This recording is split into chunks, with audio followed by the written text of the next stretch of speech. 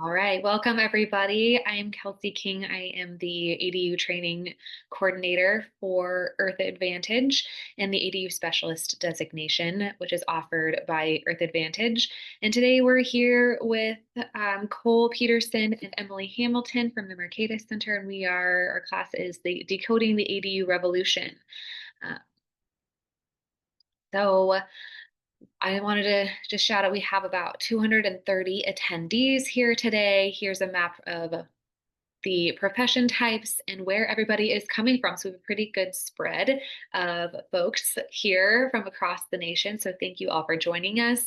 Many of you are ADU specialists and part of our ADU specialist program. So for those of you who are ADU specialists, welcome. Thank you for being here. Thank you for participating in our ADU training program and for being the ADU specialists in your community and advocating for infill development and middle housing.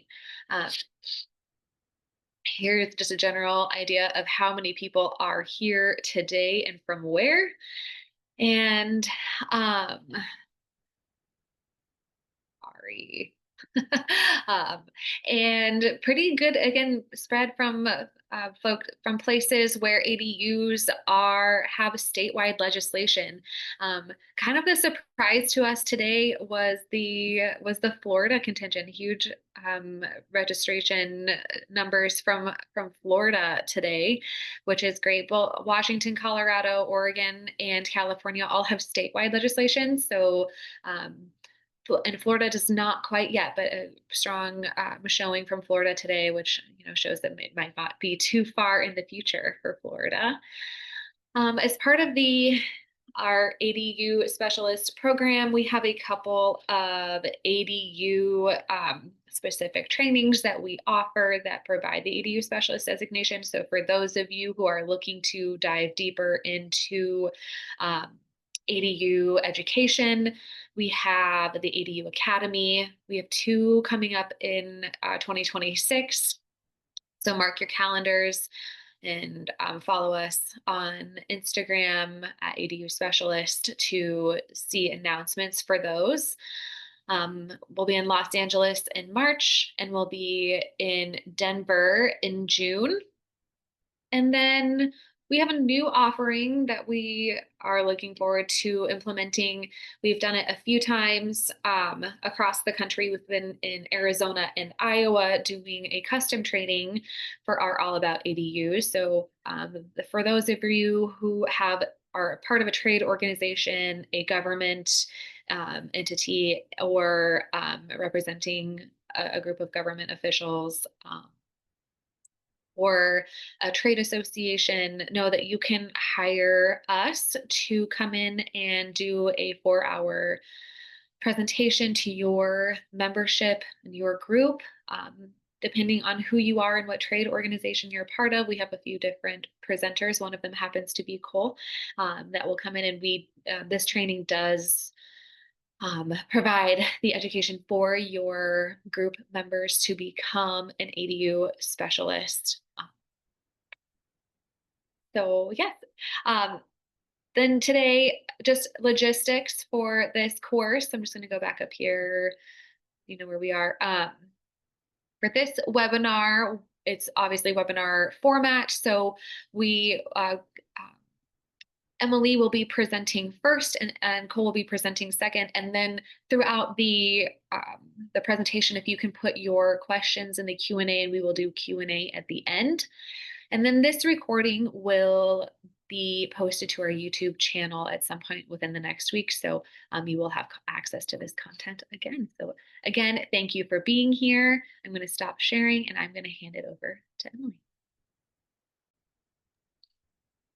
Great. Thanks, Kelsey. Thank you all for being here this afternoon. I'll get my slides going here. Oops.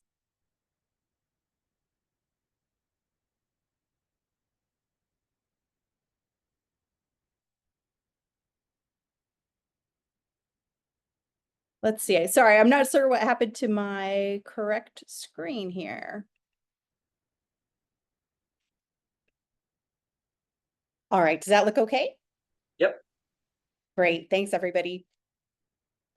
So, as Kelsey covered, Cole and I are going to talk about the history and present condition of legalizing accessory dwelling units at the statewide level. He and I recently came out with a policy brief that covers many different dimensions of the differences across the statewide policies and some of the pluses and minuses of different statewide approaches to ADU frameworks for the purposes of actually getting these units built. And to start off, I'll give just a little mini tiny history of zoning in the US and why it has become necessary in some cases for state level policymakers to step in with these rules. As we know, certainly anyone who's tried to build an ADU knows very well that there are lots of rules and regulations that determine exactly what can be built on most of the urban land across the US. And this picture illustrates single family zoning, which is the most common type of zoning in US cities that is very rigid about exactly what can be built on each lot.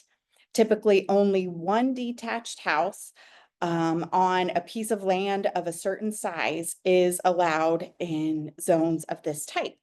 And this is why we have the concept of accessory dwelling units in the US. In an age before single family zoning, these units might be called, a granny cottage or just, a part of a house, a way that a homeowner wants to use their property to best meet their own needs, but that is not allowed under typical, under the most common types of residential zoning that we have today.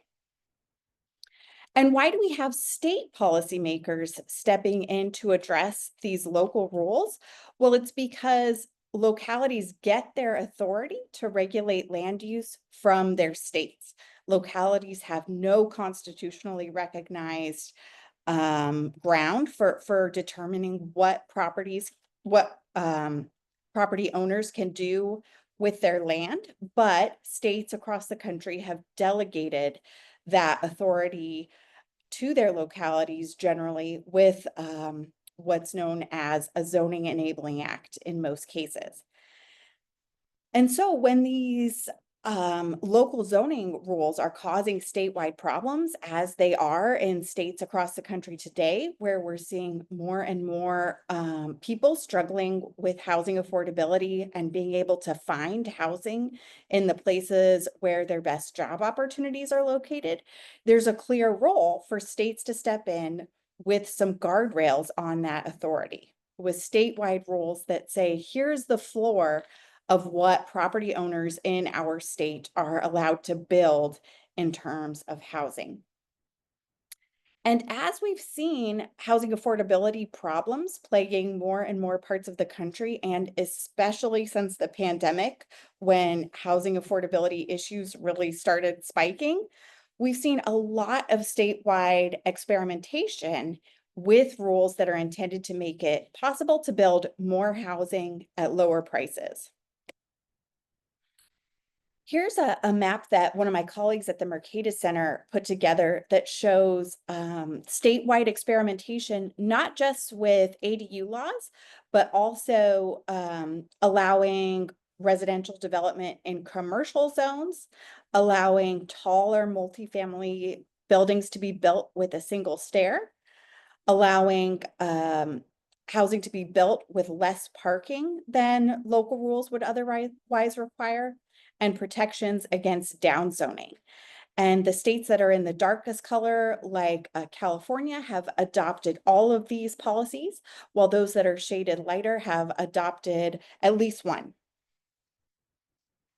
And we can see that accessory dwelling unit laws have been the most popular way for state policymakers to step in with these guardrails on protecting the right to build housing. And I think that's because these units can work in any type of neighborhood. In a typical US subdivision, we might see people wanting to build a backyard cottage or wanting to turn their garage into an apartment. In a row house neighborhood, they might work as a basement apartment. They can just take so many different forms that they work really well from a statewide perspective for residents across an entire state. I think they've also been popular with state legislators because in each of these cases, these statewide limits on zoning authority are expanding property owners' rights to build housing. But in the case of ADUs in particular, they are very directly expanding homeowners' rights to use their own property in a way that's really attractive to many homeowners who might not want to build an ADU today, but might be interested in this as something that will serve themselves and their family at some point in their lifetimes. So while all of these policies have certainly been controversial, I think ADUs are the lowest hanging fruit politically for states getting involved in this issue. And we can see clear data that Cole and others have put together showing that in some parts of the country, statewide ADU laws, as well as local experimentation with ADU policy, is starting to create a meaningful increase in this type of housing supply. This chart here shows the number of ADU permits issued across California. And we can see that beginning in 2017, the number of ADU permits issued really began accelerating following a change in statewide law that made them easier for homeowners to build. And noticing this data from California in particular is why I started getting interested in really diving into what is going on in this area of statewide policymaking and what's working to make this a new source of relatively low cost housing supply.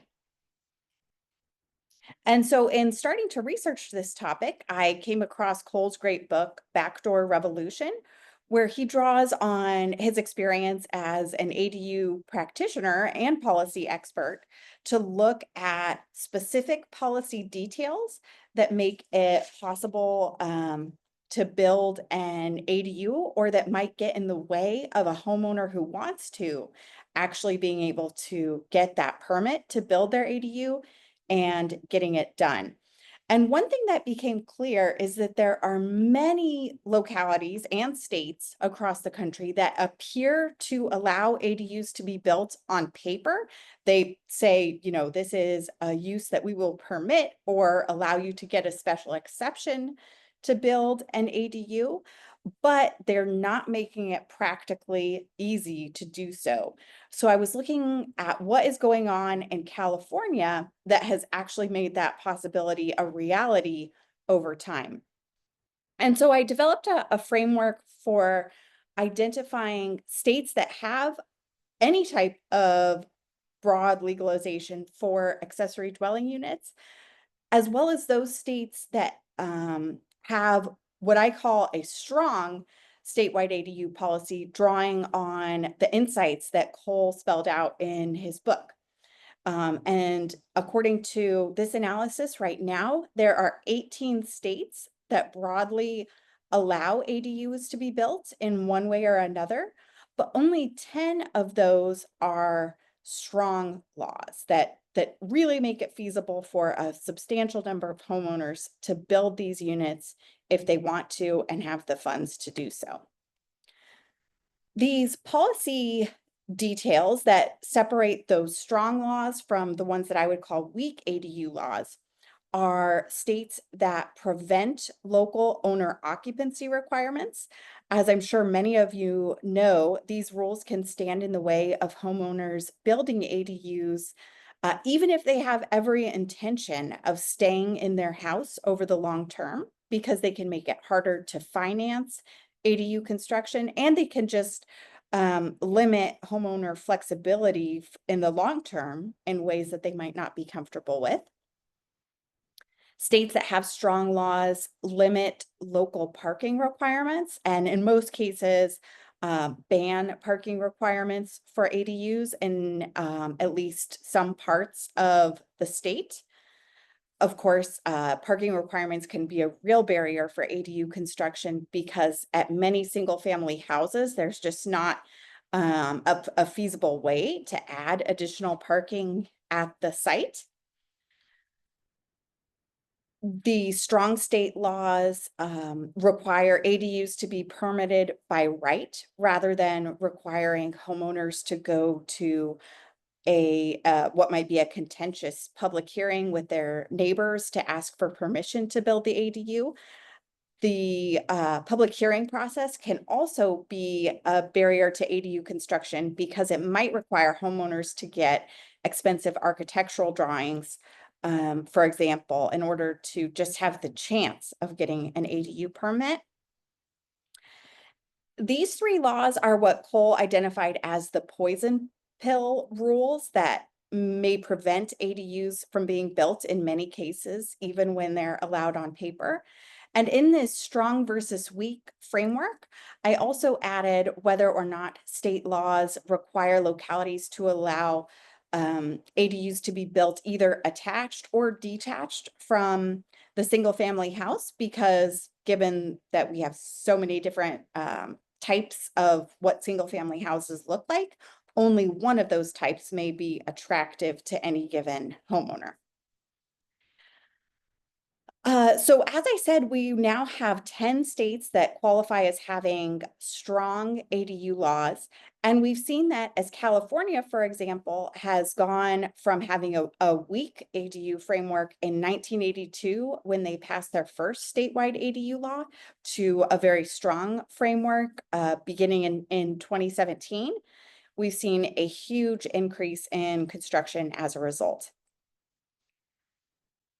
And here you could see that we're seeing a clustering over time that many of the newest ADU laws are jumping in with a strong framework right away. But even with this detail on the variance in ADU policy, there are still a lot of sneaky regulations that might still be standing in the way of actual ADU construction. One thing that both Cole and I have really focused on in our work is that policy details are crucial. And even if a state has what appears to be a very strong ADU framework, there could still be local issues like impact fees or setback requirements that are going to make it practically infeasible or unattractive for homeowners to build these units. So this year, we really dove into these statewide laws, looking at many more policy details. And I'll turn it over to Cole to talk about all of that detail that we've looked at just for those states that have these strong ADU frameworks. Thank you, Emily. All right, I'm going to share my screen here.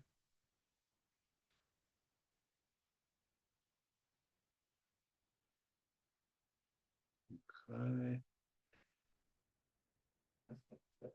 All right.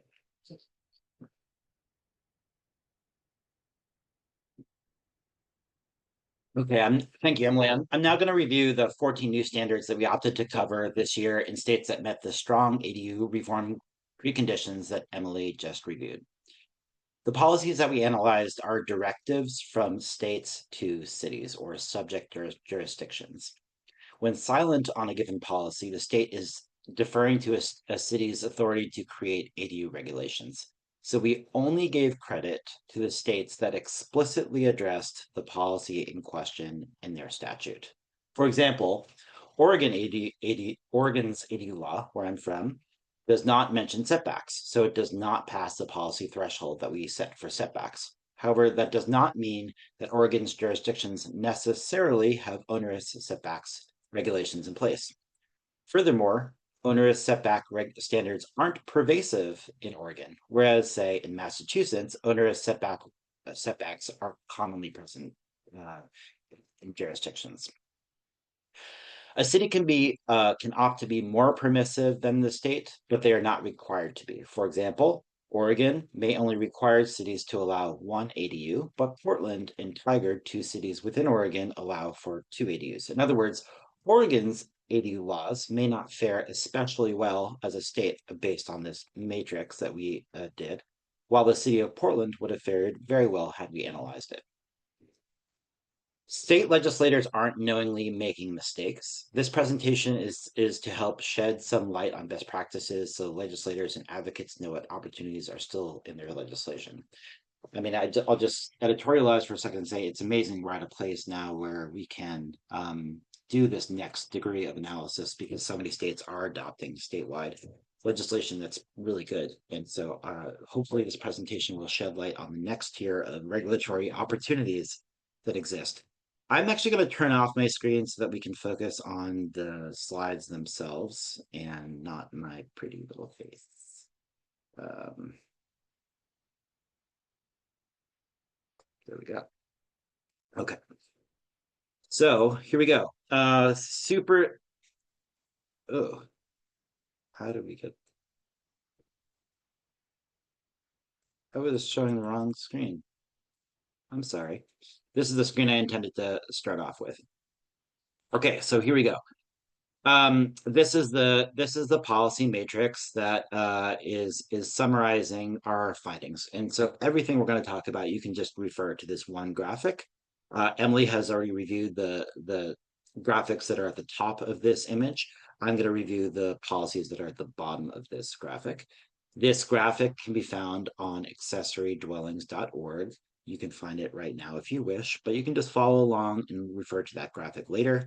An individual state legislation that we're going to be referring to is linked at the bottom of the 2025 ADU research document, which can be found on mercatus.org. And these are the pieces of legislation. So it's a very easy way to link to individual legislation if you wanted to review them and check out how they're doing. All right. So we're going to start off with setback requirements. Does the state allow for jurisdictions or limit jurisdictions to side and rear setback requirements of less than 5 feet? I'm going to give an example to begin with to drive this home. So this is an average size house on an average size lot in McMinnville, Oregon. If you look at the graphic on the left, it's just an average like 50 by 100 lot, let's say. In the graphic on the lower right, you can see that house is located roughly in the center of this lot, and it is roughly 28.95 feet from the rear property line.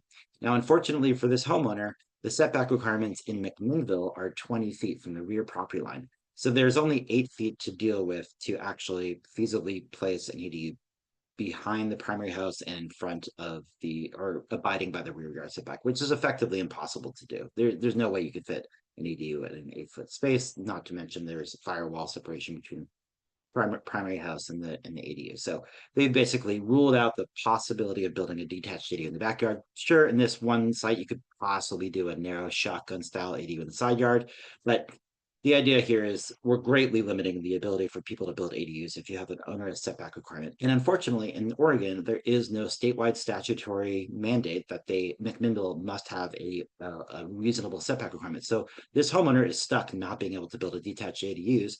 Now, we have to understand that detached ADUs represent 50 to 60% of all ADUs built. So we've essentially wiped out 50 to 60% of all ADU possibilities because of not having a good setback requirement for people that happen to have not a huge backyard. Okay, so if we look at the states that actually do limit setback requirements across the whole state for side and rear setbacks, it's really just Arizona and California. So what I'm going to do on these slides is show you good and bad examples of how the state has written this code. I don't mean to say, I'm not saying the states are bad. I'm just saying I want to separate, I want to easily show what is a well-written statute and what is not.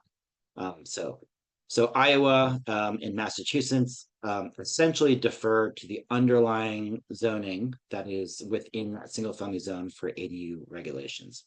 And while this seems on its face like a good thing, like you're giving ADUs the same entitlement as a single family house, that's actually really bad for detached ADUs. So in Iowa, they say the requirements related to the placement or appearance of the accessory dwelling are more restrictive than those that are imposed for single family homes, which contains setback requirements. And in Massachusetts, it says any requirement considering dimensional standard as dimensional setbacks, lot coverage that are more restrictive for single family ADUs than they are for principal dwellings are not allowed. So again, this sounds good on paper, but it's actually really bad for detached ADUs because you can fit a single family house that has no other structures in the middle of your 100 foot deep lot, but you can't necessarily fit a detached ADU behind it and still abide by that same 30 foot or 20 foot or even 10 foot setback requirement. Now we'll give an example of states that have effective legislation in this regard, and it's just Arizona and California in this case. California says a setback of no more than 4 feet from the side and rear property lines shall be required. In Arizona, they say a municipality may not do any of the following: have a side or rear setback for accessory dwellings units that are more than 5 feet from the property line. In every other state that we examined, they did not meet this threshold for side and rear setbacks. Okay, next is requiring allowance of 24-foot tall or 2-story ADUs by right. This 2-story ADU allowance is critical to ADU viability on small urban infill lots. When we think about legislation, we want to think about what is going to work for small urban infill lots, because that is where, in many cases, we want to see ADUs built. And so when we think about small urban infill lots, we're thinking about 50 by 100 lots. If you place a structure, a primary house in the middle of that lot, you still want to have some yard because you want to live in a residential zone. And that the reason why people want to live in residential zones is largely because they want to have access to a yard for their dogs or for play. We need to be able to have those people both build an ADU and still have a yard. And you cannot do that if you only allow a 1-story ADU. In order to facilitate a code that applies across the whole state, you have to assume that jurisdictions are measuring height of a building from the average grade at the base of the building to the peak of the roof, because some jurisdictions do that. And as a result, in order to fit in a 2-story structure, you need to have a standard that says you can build a 24-foot tall building. If you don't do that, then a city could very well say, oh, well, we only allow 1-story ADU. And just to drive that home, this graphic on the left shows what is required to fit a 2-story structure with 2 8-foot floors. And as you can see, if you're measuring to the peak of the roof, that's a 24-foot ceiling height if the building is 22 feet wide, and you're building it to a 12-12 roof pitch.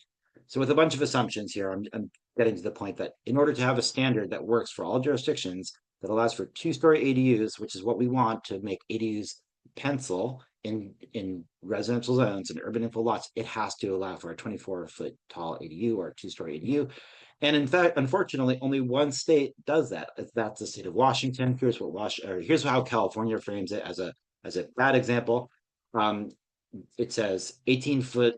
You can build a detached ADU that's 18 feet on an existing proposed single-family or multifamily dwelling. So California's code is extremely kind of complicated relative to other state laws, but bottom line is you can't really build a 2-story detached ADU by right in California. And I like to be able to pick on California because it's otherwise like a really good state in terms of its ADU laws.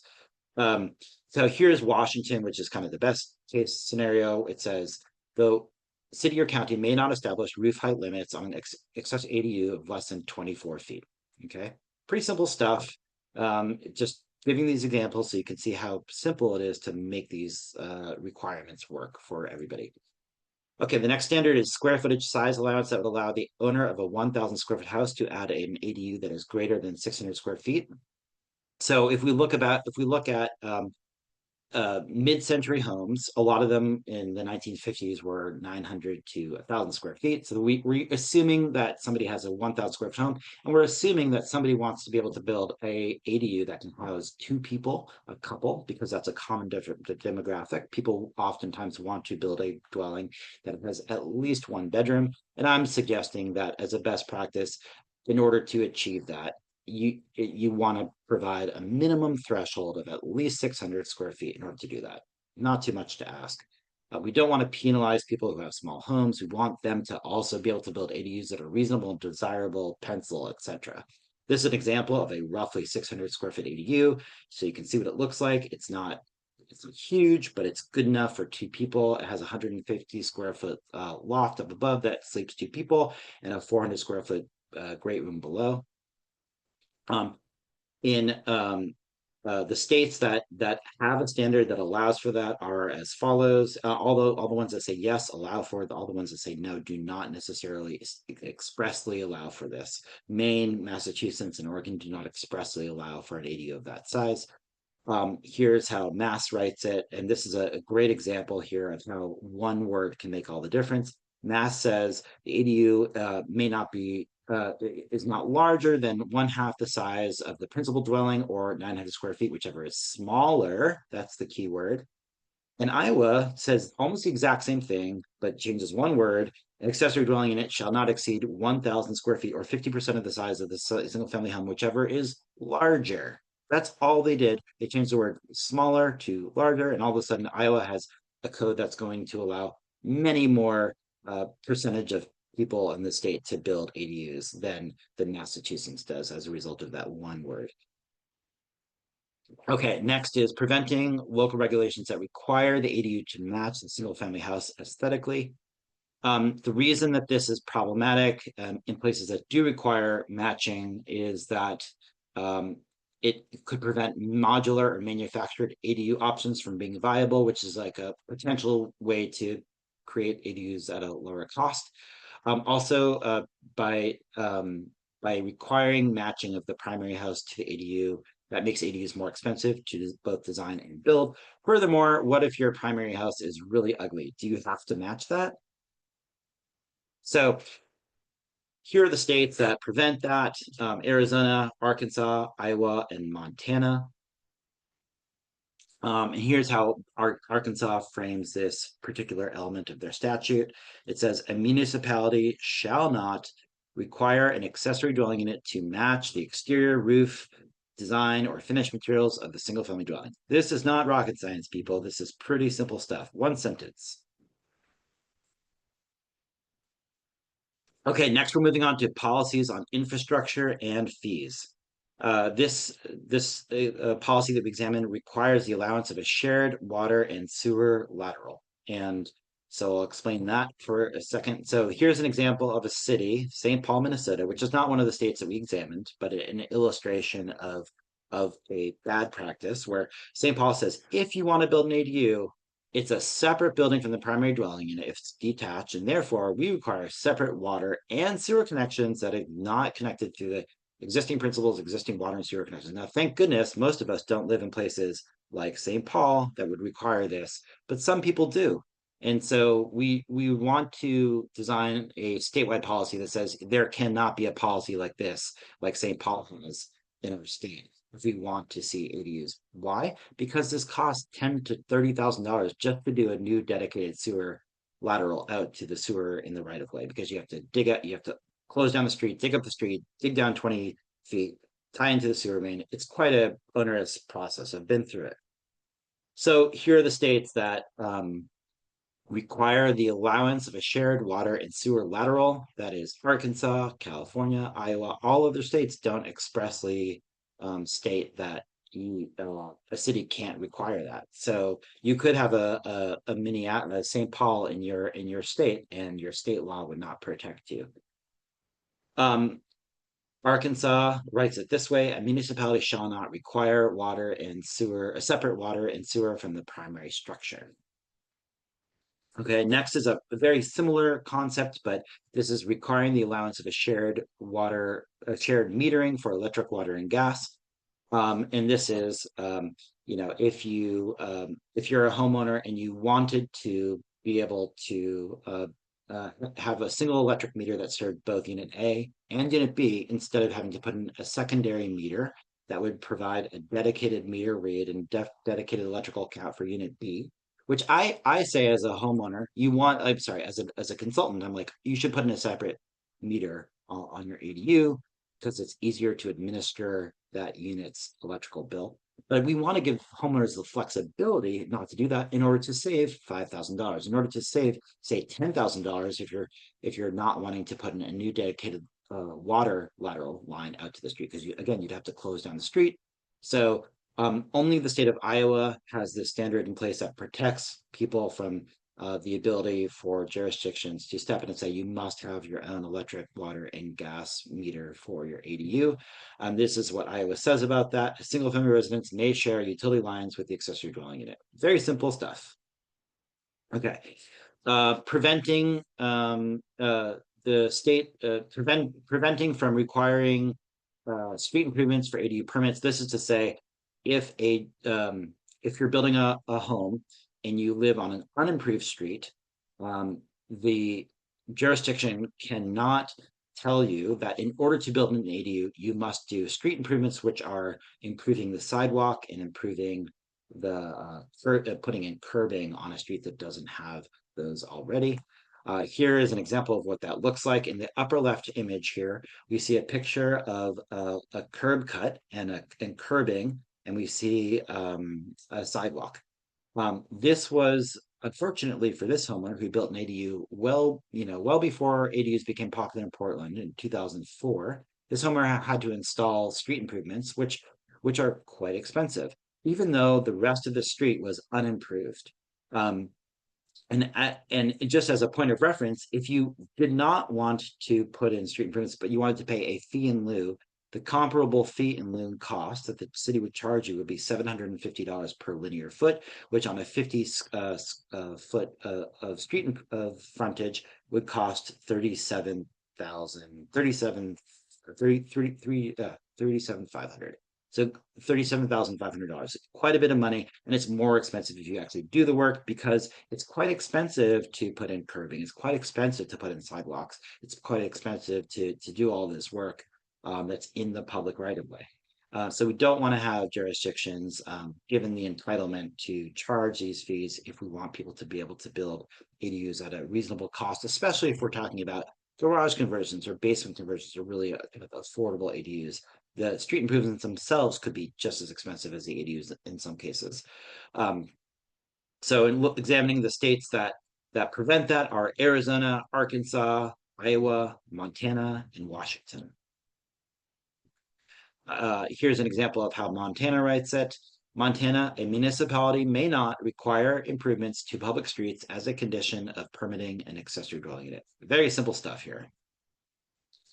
Okay, reducing or eliminating impact fees for ADUs. Do states do a good job at incentivizing ADU production by reducing impact fees? Now, impact fees are something that vary quite a bit from state to state. Some states don't even have impact fees, so this is a non-relevant point for those states. But other states like California, Oregon, Washington have quite exorbitant impact fees for development of any housing unit.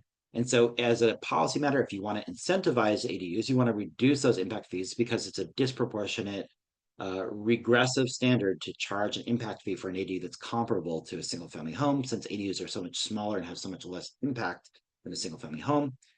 For example, Pasadena, California is a city in Southern California that charges $16,900 for a 1,000 square foot ADU, which is well above the regional average of $9,400. That is what their original impact fee is. And so that is quite expensive. Now, California, incidentally, doesn't charge impact fees if you're under a certain size threshold of 750 square feet. But for this ADU that's 1,000 square feet, they charge $16,900, which is a disincentive to building ADUs, obviously, at that size.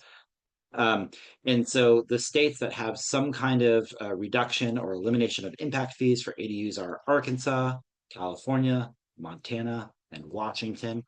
Here's two different ways that different states are addressing that. Now, notice how the disparity in cost that I've just been giving you in terms of the impact fees in California or Pasadena being $16,900. In Arkansas, they say you may not issue an impact fee on the construction of an ADU in excess of $250. I want to go build some ADUs in Arkansas, apparently. I want to pay $250 for my impact fee. That's cool. Washington, conversely, says The city or county may not assess impact fees on the construction of an ADU that are greater than 50% of the impact fees that would be imposed on the principal unit. So two totally different ways to achieve the same concept of promoting ADUs through reduction of impact fees so that they're not a huge barrier to ADU development, and furthermore show that the city or state is incentivizing ADU production of some sort. There's no fixed number here of what you have to set the impact fee at, but certainly it would not be reasonable to pay a $10,000 or $20,000 impact fee for a small ADU. Okay, so additional policies that affect a homeowner's rights to build an ADU. Does the state allow 2 or more ADUs, or does it require that jurisdictions must allow 2 or more ADUs? These are the states that do allow for that: Arizona, California, and Washington. Washington is actually the gold standard in this regard. It allows for 1 attached ADU and 1 detached ADU, 2 attached ADUs, or 2 detached ADUs. So that is the best of all states in terms of flexibility for various configurations of ADU development, whereas Arizona and other states like California say you can build at least 1 attached and 1 detached ADU as a permitted use. I think we're seeing steadily progress towards more flexibility on different configurations of how infill housing, and so just generally like working towards that standard is a good thing. More detached flexibility, basically. Does not ban the condoization of ADUs. So it may or may not be known to you, but you can actually condoize any residential property anywhere in the country. You can condoize a garage, you can condoize a driveway, you can condoize a shed, you can condoize an ADU. There's no rules that prohibit you from doing that unless the state expressly says you may not condoize an ADU. Which is unfortunately, well, we'll get there. This is an example of a condoized ADU, which sold for $499,000, which is like $300,000 less than an average single family house new construction would cost in the same neighborhood in Portland. On the right, we see a condoized ADU map, plat that shows unit 1 and unit 2, the ADU. This is what a condo plat looks like once you've gone through the condo plotting process. Again, this is very common allowable stuff by right everywhere in the country for every property. It's just something that has become more popular in certain areas such as Seattle and Austin, and now in Portland to some extent, but not as popular as it is in Seattle and Austin. And so unfortunately for California, they are the only state that expressly bans condoization of ADUs as of their statute in 2017. However, even in California, they are now under Assembly Bill 1033, allowing for cities to opt in to allow for condoization starting as of this year, and a number of jurisdictions are doing so. Hopefully in the future, California will update its state law to allow for condoization of ADUs to help mitigate or solve for its affordable housing crisis. Okay, for the following policies, we're highlighting differences, but we're not necessarily passing judgment on best practices. There's arguments to be made on both sides of these issues, but nonetheless, these are interesting things to highlight as disparities or differences in how different states are addressing these policies. So superseding HOA bans on ADUs. We all know that HOAs might, generally speaking, ban additional housing on their property as a matter of the private contract that you enter into when you buy that HOA. And so here are the states that have superseded HOA bans and say, as a constitutional right, you can build an ADU within your HOA. California, Colorado, and Washington have done that. I believe Oregon is now considering doing that if it hasn't already. Even in places where you theoretically are entitled to build an ADU in an HOA, it's still challenging to build an ADU in an HOA. Here's an example of a guy in Southern California who's attempting to build an ADU and still running into fights with his HOA. I'm not going to pretend that this is an easy issue to resolve, but certainly this person should theoretically be in the right to build an ADU in California because the state law supersedes his HOA. One consideration that an advocate or a legislator might have could be about whether to pursue this particular ordinance or policy should be what percentage of residential properties are in HOAs. For example, if 25% of homes are in HOAs, then the ADU law is toothless for 25% of homes unless it supersedes the HOA contracts. So if 1% of your state is in HOAs, perhaps this is only going to impact 1% of homeowners and it's not worth pursuing. If 50% of homes are in HOAs, then you kind of are forced to consider this as an option if you want ADUs to be built. And certainly there's some states that have a lot more HOAs than other states. Next, we're going to cover two policies here in one because they both have the same result. This applies in localities regardless of population size and applies in rural and unincorporated areas. So both Colorado, Oregon, and Washington do not apply ADU policies uniformly across the state. Rather, they have standards that allow for ADUs for cities of a certain size. And similarly, these same three states stipulate that if you're in a rural or unincorporated area, the ADU policy does not necessarily apply. Whereas every other state has said, you can build an ADU on any property that has a single family house. Here's an example of how Oregon writes it. Again, we're not taking a stance on this. We might have differences of opinion on it, and we don't really know if there's a right answer, but it's notable that there is a difference here. So Oregon says, if you're in a city of a population greater than 2,500 people, you must allow for an ADU on a single family property. If you're in Montana, they're just saying, the regulations must allow for an ADU on any parcel that has a single family house, essentially saying anywhere in the state, you can build an ADU, whether it's rural, urban, doesn't matter, as long as there's a single family house on it. Okay, and the last policy that we'll examine is an interesting one to think about as well. Is there a statewide authority to oversee compliance with the ADU law? So you can imagine that as these new strong state policies come out, there's going to be some areas where there isn't complete agreement on these policies. For example, how do you measure the size of an ADU? Is it the interior square footage from drywall to drywall? Is it the exterior walls? Do you count or do you use the assessor's determination of what the square footage is? Do you count a garage? Do you count a basement that's non-habitable as part of the square footage? What if the statewide statute doesn't explicitly address that? How do you decide square footage is measured? Well, I'm saying that maybe it's best for there to be a statewide authority to oversee compliance with the ADU law and to issue some guidance for matters of interpreting the state law. If you do not have that, the only mechanism that you would have to kind of address differences of opinion amongst jurisdictions or differences of opinion between the homeowner and their jurisdiction is to go to court.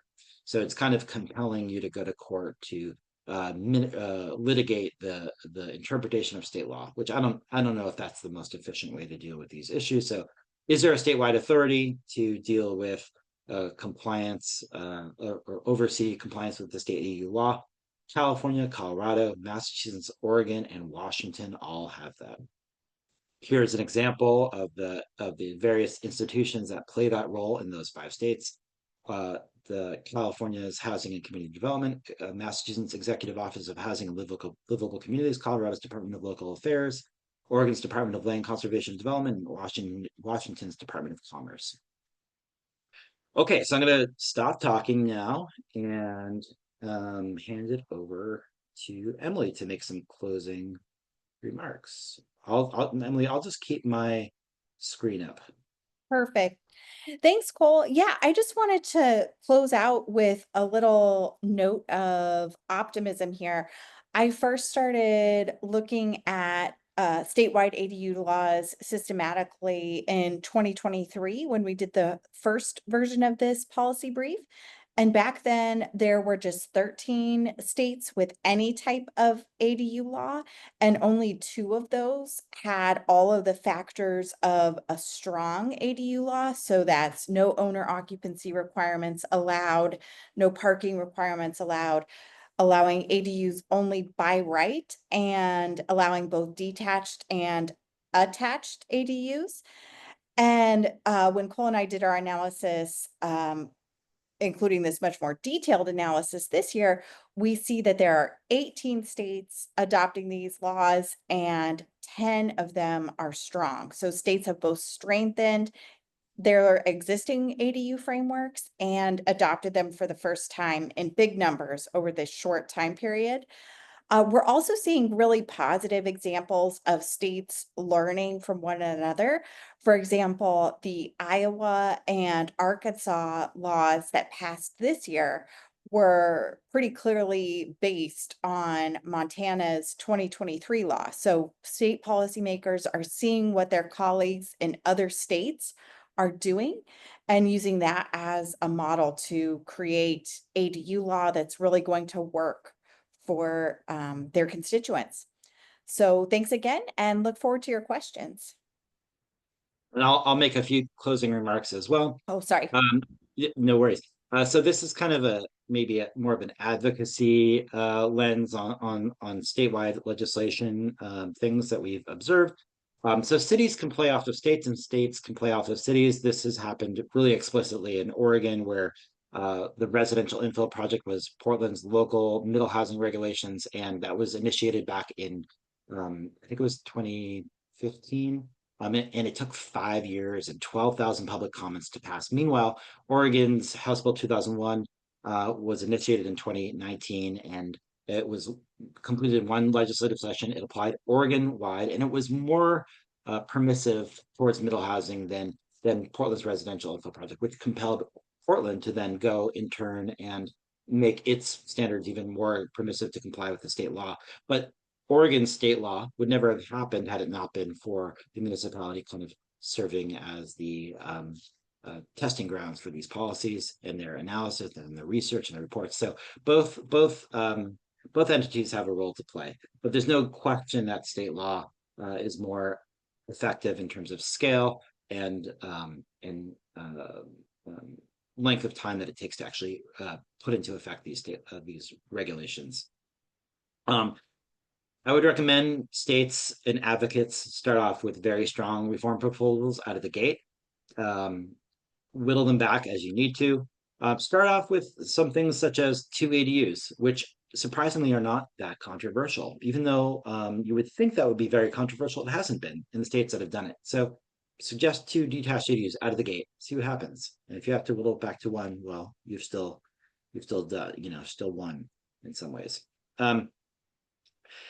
And on the same note, I would say it's also easier to pass reforms while also floating a more assertive middle housing bill.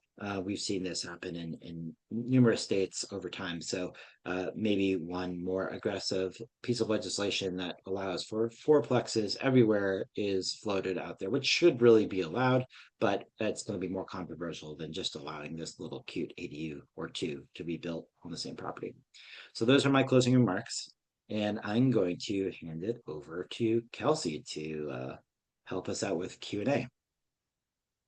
Yeah, thank you both so much. This was a really great presentation. We really appreciate you two taking the time to offer and go through your findings. This is great.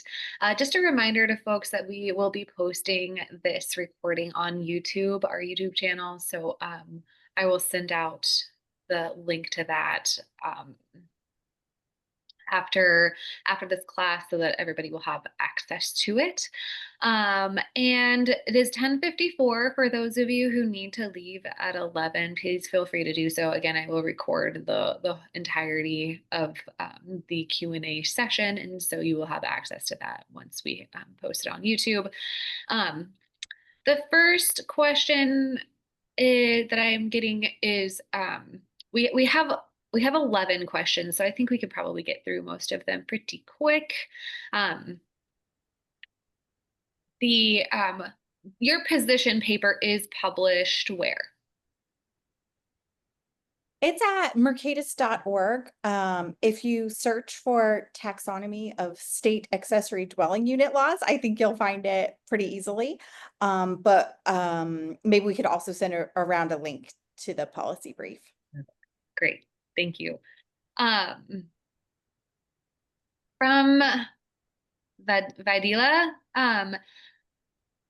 The question is, I'm curious to what extent ADUs are permitted on parcels with multiple units. A lot of the discussion was about ADUs on single family detached lots. Um, what about duplexes, triplexes? What should be the upper limit? Well, I'll take a first crack, but I'm not going to have necessarily the correct answer, which is to say, I know that California is one state that allows for ADUs on multifamily properties. I don't know what the best practice is.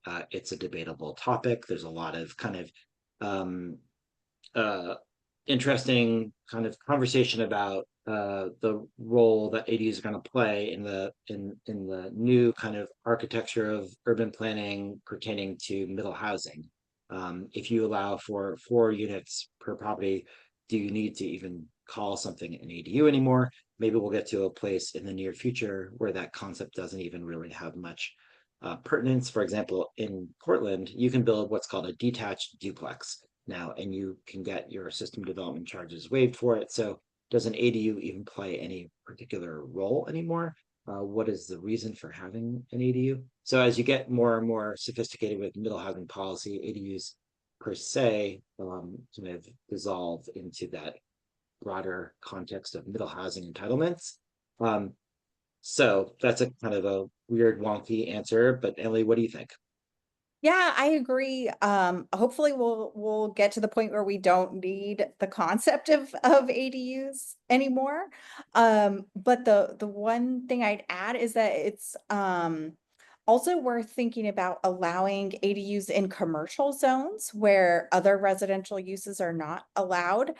I worked on looking at Virginia zoning ordinances for a project called the National Zoning Atlas, and was surprised to see that actually a lot of commercial zones in the state already allow ADUs. So like, for example, a little apartment above a shop, or at a warehouse, an apartment for a night watchman to live.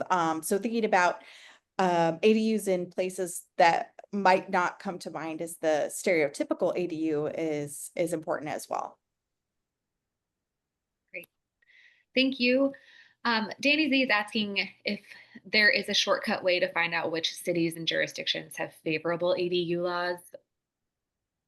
Oh my God, I wish there was a shortcut way to figure that out. There's not a shortcut way to figure that out. Um, Fortunately, that means job security for me, for Emily, for other people who work in this weird space. But unfortunately, it's quite difficult. ADU laws are written poorly.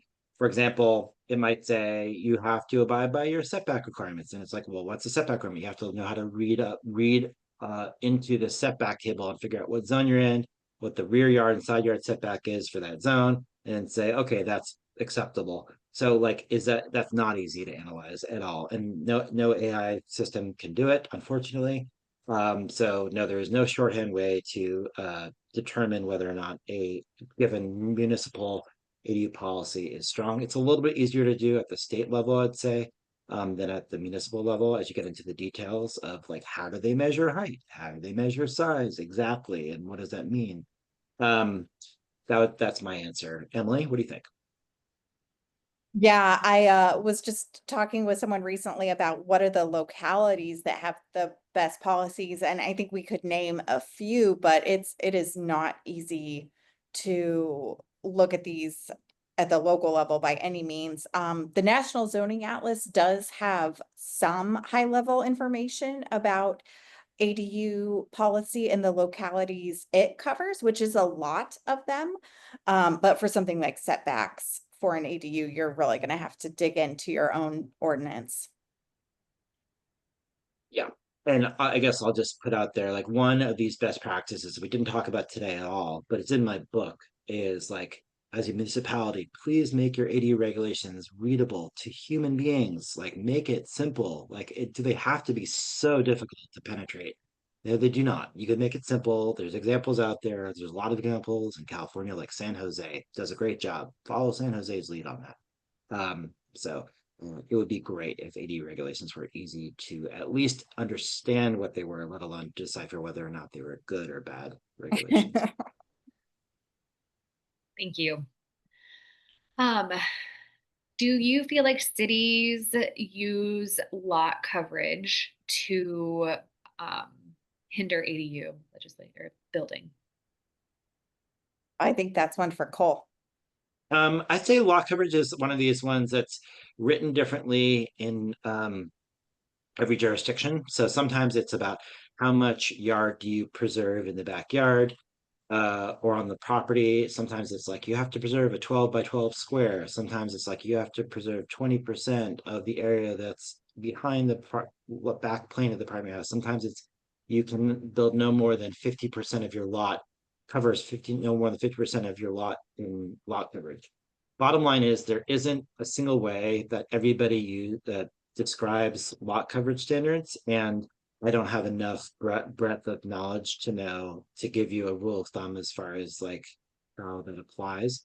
But as a general rule of thumb, I would say pick a small urban infill lot with an average size house, look at the policy of lot coverage, and then see whether you can fit an ADU on that lot. That's the threshold, that's the metric by which you should determine whether or not the lot coverage standard is permissive or not. When I say a small urban infill lot, that is typically a 50 by 100 lot in many jurisdictions. So you can think about finding those lots in the downtown walkable, bikeable portions of your community, and then analyze the lot coverage standards with regard to that particular lot. Thanks. Okay, I'm trying to decide where I want to go next because I want to kind of keep things kind of in their categories. Do you find it common for municipalities to require ADU plans to be completed by a licensed architect? No, I don't know if there's a uniform answer to that. But at least in the states that I'm most familiar with, you're not required to use a licensed architect. For example, in Oregon, there's definitely no requirement. And in California, there's no requirement. Washington, there's no requirement. But any architect in California or in Washington would say you should absolutely use an architect or a professionally trained designer because it's going to save you oodles of money and time, and they might be right. Um, so I don't know if there's a uniform answer to that across the country or across the state elsewhere. Okay, thank you.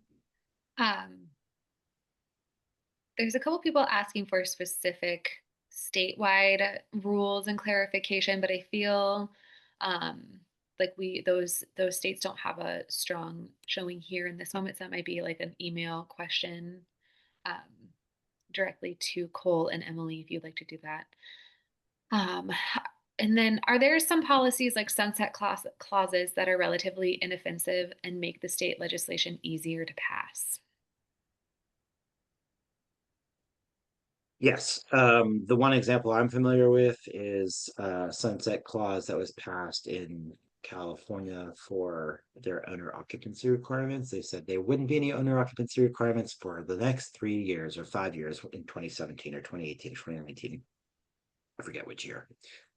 And that got the political buy-in and support to allow for the owner occupancy provisions to not stymie, or the dropping of the owner occupancy provisions to stymie the otherwise good ADU laws. That got the support, that got the votes, it passed, and lo and behold, 3 years later, everybody, ADUs were the darling of every policymaker in California, and they were able to pass a statewide law that dropped owner occupancy indefinitely for ADUs. And even today, they're still dealing with that issue and the same concept for junior ADUs. I think they might have just passed statewide reform for that and to drop owner occupancy for junior ADUs, but the owner occupancy is the best example I'm familiar with. But there might be other good examples from other states, like Colorado might have passed something like this. Great. Thank you. I'm going to go with Cole's, I think a question that would be Cole's favorite question. What are the loopholes? Um, Driveway, tiny homes? Question mark. What are the loopholes? Well, I mean, I think the most, just sticking with ADUs in particular, the most important loophole that's out there is something that is totally allowed by right. You can do everywhere, even if you have bad ADU laws, generally speaking, is detached living spaces without full kitchens in them. There's nothing wrong with having a detached office that you can work in, and you can probably in your jurisdiction do a detached bedroom, and that means you just can't add a sink or a stove, but you can have a hot plate, a microwave, convection oven, as long as they plug in the 110 outlets. And so in places that have really bad ADU laws, I'm like, just don't build an ADU, just build an accessory structure with habitable space. Now there might be some exceptions to that where a jurisdiction or an HOA don't allow for that either. But that's a great loophole that can allow for you to not just build an ADU like thing, but also a cottage cluster like thing.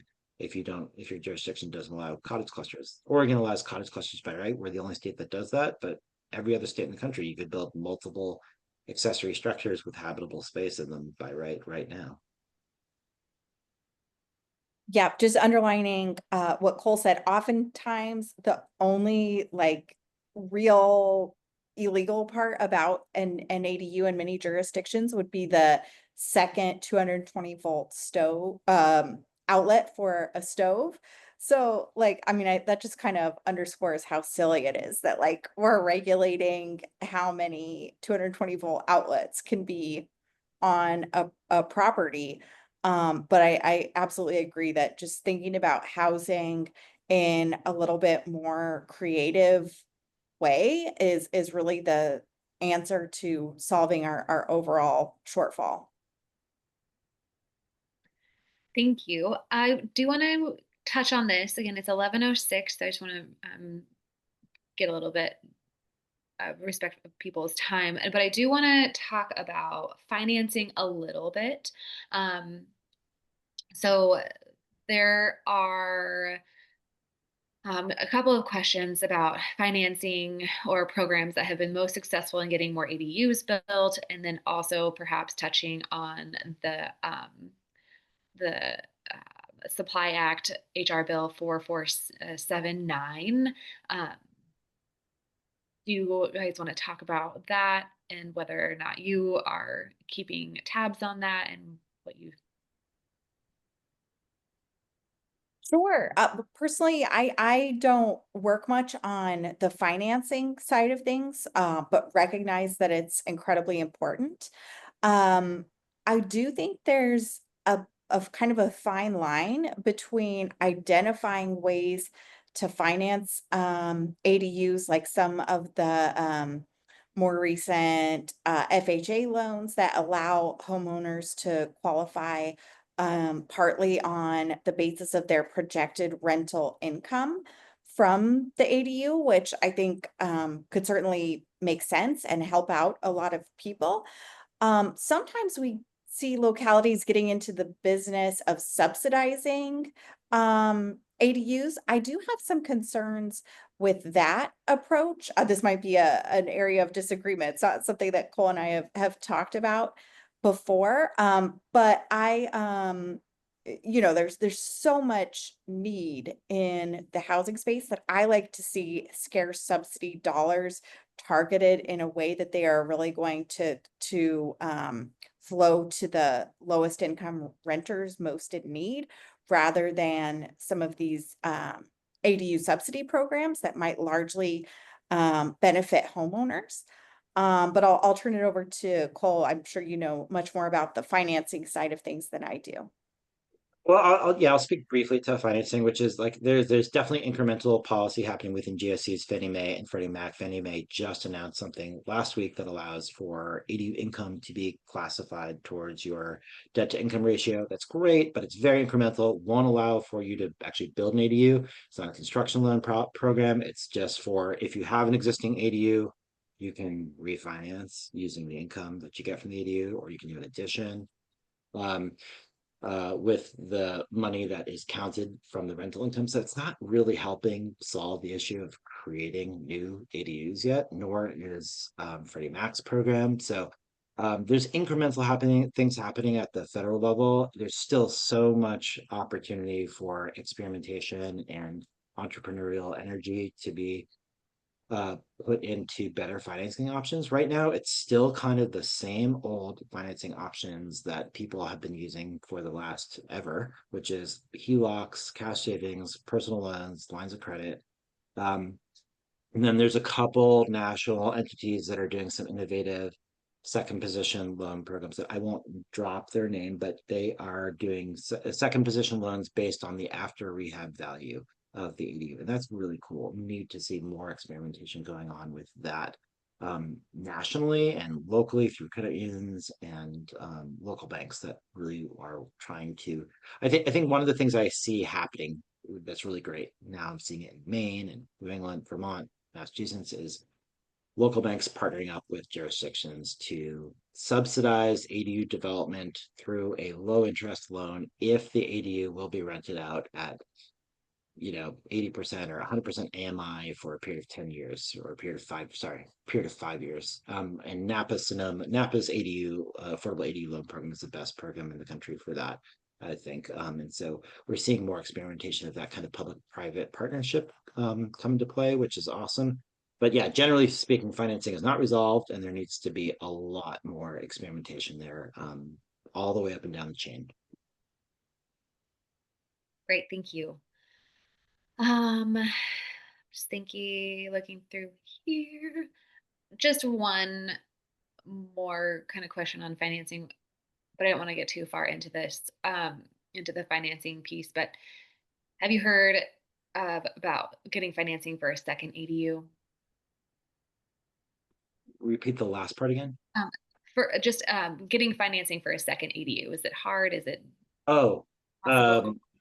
yeah, I would say you have to use a port. No GSCs are going to allow for that as of yet. So you're going to have to go to local lenders that have portfolio loan products.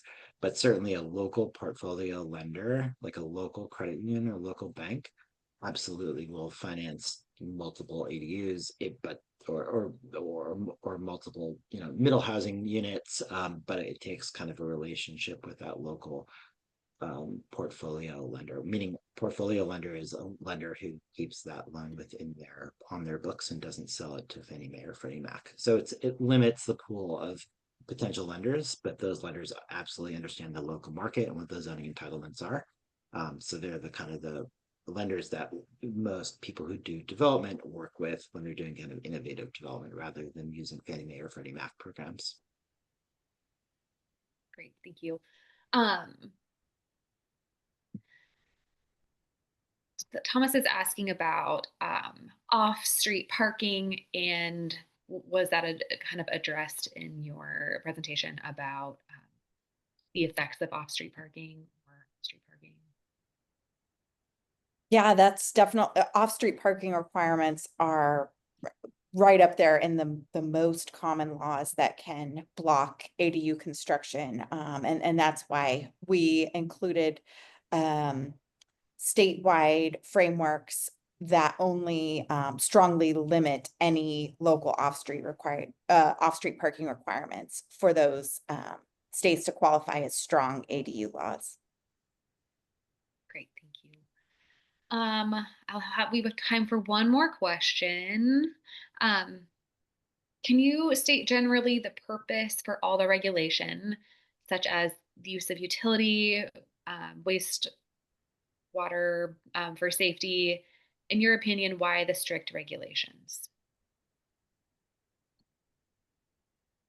I mean, I think these are some of the core places where local, involvement in determining what can be built where does have an important public policy justification. We have to ensure that localities are serving all of their residents with things like adequate water and wastewater services. But they just can really get out of hand when we're talking about ADUs and in terms of adding to the cost of these small construction projects. Especially when we think about declining household sizes, oftentimes adding an ADU to the property is just like helping to keep a neighborhood's population from declining too much. So I think sometimes local concerns like overwhelming wastewater capacity or something like that are really overblown with ADUs. What would you say, Cole? You know,